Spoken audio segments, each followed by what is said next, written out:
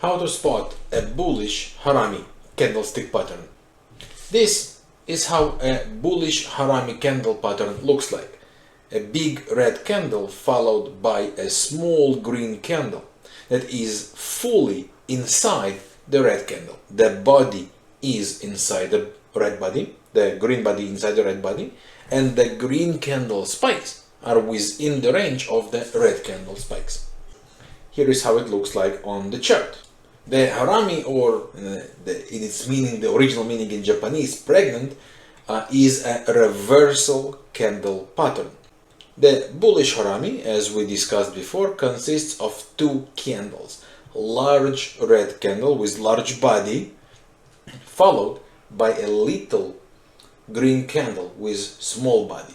The green body has to be inside the red body, and the green candle spikes, highs and lows, the high and low should be inside the spikes of the red candle, inside the high-low of the red candle. Very important, the bullish Harami appears at the end of a downtrend and hints a potential reversal. It is an initial sign that the sellers are losing their momentum and buyers are likely to take control from there. Here is an example on AUD yen, strong bearish move, big red candle followed by smaller green candle.